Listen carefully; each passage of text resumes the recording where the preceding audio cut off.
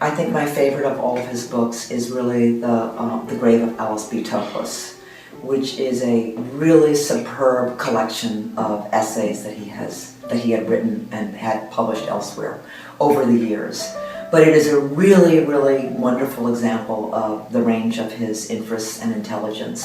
And it's also an example of something that he does as well as anybody, I think, which is to incorporate first-person experiences and memories with a larger context of history. But there's a very famous essay, famous to me anyway, called Going to Parsifal with Molly, which starts out describing going to see Parsifal at the Met with me. I'm a ditzy college student home for the holidays, and I'm going off to see Parsifal, and it's very personal. It's very, very personal. It's a little bit about me. It's a little bit about what I'm wearing. It's a little bit about how I'm not eating a regular sandwich because I wouldn't dream of gaining weight.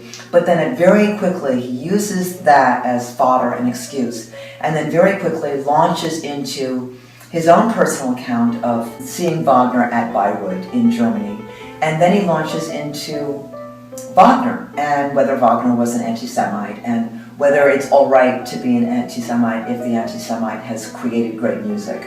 And that then moves into his crisis of being German. And so what starts out as a sort of first-person essay is really just a foundational launching pad before he goes, explores greater issues that reach out to the universals of what everyone needs to know about on that given subject. I think he does that uncommonly brilliantly.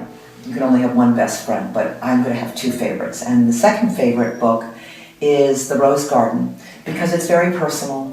And when he turned 40, he thought he was going to die, and he wasn't dying. And he went on this exercise kick, and he decided to plant roses. But he did it so badly and so impatiently, and he planted them in the wrong place on a sandy hill on Long Island. And he didn't water them. He had this very Darwinian feeling that you could plant things, but they then had to look after themselves. Kind of like children. You know, you could grow them, but then they were on their own.